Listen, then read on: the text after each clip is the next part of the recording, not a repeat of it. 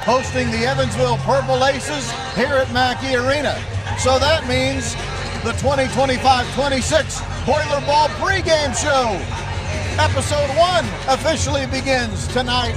Hi everyone, Rob Blackman here. To my right, Bobby Buckets Riddell. He was in uniform the last time Purdue actually played Evansville in basketball. We'll talk to him about that in a moment. Chris Forman is to my left, Sports Information Director Extraordinaire. So much to talk about, so little time. Let's start with this, Robert. Purdue's #1 in the country. Not a bad place to start. Not at all. That is a pretty awesome accomplishment for this team to get those preseason accolades. The first time in school history to be ranked #1 in the preseason. Obviously, as we know, preseason rankings don't matter a whole ton, but as far as a feather in your cap and something cool that the program's never done before, obviously that's really neat. We've kind of gotten used to being ranked #1 in the country now over the last 4 to 5 years. 4 of the last 5 seasons we've been ranked #1 at least a portion of the season, which is pretty cool considering the only other programs to do that are Gonzaga and then the 5 main blue bloods that you think about when you think about college basketball programs. So pretty impressive, and hopefully we can get off the season on the right foot and stay #1 for at least another week or so. Yeah, that wouldn't be bad. I don't think it's any surprise, Chris, that Purdue is preseason #1. You returned 2 All-Americans in Braden Smith and Trey Kaufman-Renn, and when you look at Power 4 teams bringing back number of minutes from the season before, Purdue led that list too, so it made sense, I think, the most that Purdue would be ranked #1 to start. Yeah, Purdue's strength is obviously its continuity from year to year. You have all these Power 4 schools going to the transfer portal, bringing in 8, 9, 10 guys. Purdue brought in 2 guys. Now they're really good players, Oscar Clough and Liam Murphy, that are going to help us out a lot this year. But the continuity of Braden Smith, Trey Kaufman-Renn, Fletcher Lawyer, they played together every game, 110 games. Then you have Jakari Harris and CJ Cox, who were here last year, that played a lot. Daniel Jacobson was in the program. He was hurt last year, but he was here. Jack Benner was in the program. So a lot of guys carrying over from last year, and you're going to see that experience really pay dividends. There were 3 players on last year's team that started every game, all 36 of them. They are, in no particular order, Braden Smith, Fletcher Lawyer, Trey Kaufman-Renn. I bring that up because Trey Kaufman-Renn's starting lineup streak, I was going to say record, it's not a record, might be in jeopardy tonight. He is listed as questionable, not sure whether or not we'll see TKR tonight. Yeah, he was fine at the exhibition game and practice. He kind of got cracked in the hip a little bit over the weekend. Really gimpy. We'll see if he gives it a go tonight. It doesn't appear he didn't do a whole lot during shoot-around today, just kind of a lot of ice and stretching. So he's day-to-day. We'll see if he gives it a go, but it's not looking likely tonight. If he does not play, Jack Benter, Brownstown Central State champion, will be in the lineup at the 4. That's a very different type of player at the 4, Jack Benner, as opposed to Trey Kaufman-Renn. It really is. Jack is kind of that small ball 4 type of player. A little similar to what Mason Gillis was for us in the past, but as far as being a little undersized at that position, can step out and shoot 3s. Jack's game's a little different than Mason. Mason a little bit more rough and tough versus Jack's ability to put the ball on the floor and kind of create. But both those guys give you that same element as far as an undersized guy that can stretch the defense out, and are certainly different from Trey Kaufman-Renn from that vantage point. I'm really excited to see Jack Benner get extra minutes because he's played about 8 to 10 in the exhibition games and playing 20, 25 tonight. It'll be really cool to see what he can do. You know who played really well in the exhibition games, especially game 2, Jakari Harris. I think he has made the leap from freshman to sophomore season. Yeah, you can just see his confidence has really grown during the offseason. He had a couple practices and scrimmages this offseason in August and September where he was maybe one of the best players on the court, just shooting the ball, getting to the hole, playing defense. So his confidence right now is through the roof. He said, his freshman year, didn't know what to expect. He was a little timid at times, just going through those freshman growing pains. But as a sophomore, really expect him to make that leap. He had 20 points in the game against University of Indianapolis. And remember, last year in Big Ten play, he was a 42% shooter from 3. He started slowly last year, but really came on strong once the Big Ten conference play began. All right, Daniel Jacobson is back, healthy. What does he bring to the team, Bob Riddell?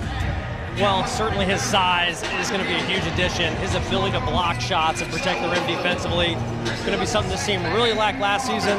Oscar Clough is also going to provide some of that, but Daniel, with his elite size, pretty good athlete, one of the better vertical. I remember last year our strength coach was telling us that he's one of the better vertical leaps on the team. So he's not just some 7'4" stiff. Like, he's a pretty good athlete for his guy his size.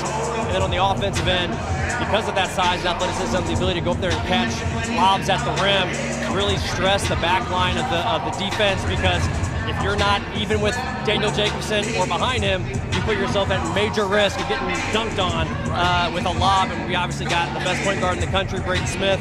His ability to facilitate. Fletcher Lawyer can throw those lobs, CJ Jakari, all those guys.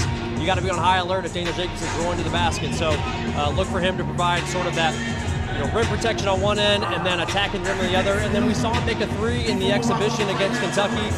He's got that ability to step out and shoot threes. So it'll be interesting to see how that maturation continues to unfold. I don't envision him ever being a high volume guy, at least this season, as far as shooting threes. But if he can, space, keep the defense honest, make one here or there, that would certainly give a guy like Trey Kaufman-Renn more room to maneuver down low. Tonight will be the 90th straight sellout here at Mackey Arena. Among some of the celebrities in the house tonight, former Boilermaker Lance Jones, who of course was on this Purdue team when Purdue made a run to the national championship game 2 years ago. All right, Chris, we can't do the opening BoilerBall pregame show of the year and not talk about the best player in the country in Braden Smith. Realistically, he does have a chance to become the all-time assists leader in the history of college basketball. Yeah, enters the year 318 assists away. Last year he had 313 in 36 games, averaged about 8.7 per game. So if he stays at that average, going to be right there come NCAA tournament time. Just the accolades that Braden Smith is piling up. He's the preseason National Player of the Year, preseason Big Ten Player of the Year. Just has a chance to go down as one of the greatest point guards in Purdue history, not only Purdue history, but NCAA history. And if you look at his numbers, Braden's going to finish close to 2,000 points and 1,000 assists during his career and have over 700 rebounds. So just numbers that no one in college basketball has ever put up. We're excited for year 4 with them. It's kind of surreal to think that this is year 4 with them, but I'm sure a lot of Big Ten fans around the conference are like, he's a senior? Like, I thought he was a senior last year. He's still there, so just enjoy him while we have him, and looking forward to seeing what he can do tonight. Both he and Trey Kaufman-Renn this week named to the Naismith Award watch list. We'll be watching that list closely all season long, certainly. Some other notables: Oscar Clough is on the Kareem Abdul-Jabbar watch list. Fletcher Lawyer is on the Julius Erving watch list. Very similar games. Very similar. Dr. J and Fletcher Lawyer. One of the first guys I think of when I think of Dr. J is Fletch.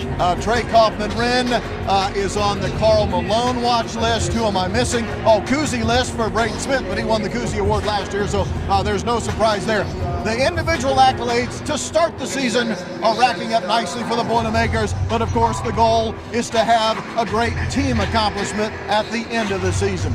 In closing, Bob Riddell was on the team the last time Purdue played Evansville. It was 2005. It was Coach Painter's first year as the head coach at Purdue. Purdue lost that game at Roberts Stadium. That game was so long ago, Roberts Stadium doesn't even exist anymore. It's a parking lot now. Bob, what do you remember from that game against the Evansville Purple Aces back in 2005? Well, definitely unfortunate it was at Roberts Stadium, not Mackey. I feel like we would have, the Mackey fans would have galvanized us and we would have got that win if it was a Mackey. But yeah, what I really remember most was that was the last game Carl Landry played that season before ending up deciding to medically redshirt. Carl played 20 minutes that game, fouled out. Him and our other front court player, Matt Kiefer, also fouled out. It was just a tough game for the Boilers overall, losing that game by 6 on the road. Carl just was not himself. Clearly, after playing that game, he had tore his ACL the final regular season game the year before. Just was not back to full strength. Besides medically redshirt, David Teague had tore his ACL in practice not long before that. He was sitting out that year medically redshirting. And so the loss to Evansville that year and the whole rest of that season, where we ended up finishing last in the Big Ten, was extremely unfortunate, except for the games I got to play and make a couple shots. But it did lead to a NCAA tournament appearance next year with Carl Landry and David T. coming back off those injuries. The most amazing statistic from that game, Purdue lost, even though one of the officials working that game was named Neil Armstrong. How could that be? An official named Neil Armstrong worked the Purdue-Evansville game, and Evansville won? Impossible. How are Landry and Kiefer fouling out in that circumstance? Nope, Unbelievable. Neil Armstrong. All right, I said that's the last question. We're going to finish with this. You mentioned Matt Kiefer, Evansville native. All-time Evansville natives that ended up being greats here at Purdue in athletics. Bob Greasy, Evansville Rex Mundy High School. Bob Ford, he's an Evansville guy, one of the all-time greats here at Purdue. We mentioned Matt Kiefer, Joey Elliott. Joey Elliott, Purdue quarterback. Wasn't Dissinger? No, he's from Terre Haute.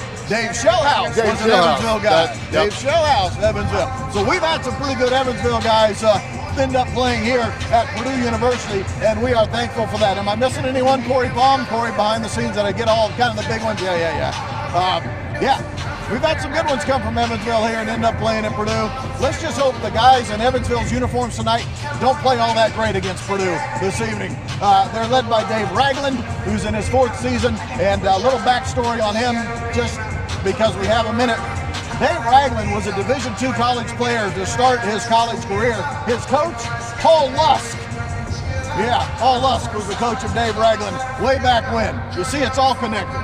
And I wasn't going to brag on myself, but you guys aren't going to mention it. I'm one of the greatest athletes in the history of the University of Evansville. Dang right. Well, at least I was an athlete. Maybe not one of the greatest. Star wide receiver, elite speed, elite catching ability. Right. After the catch ability.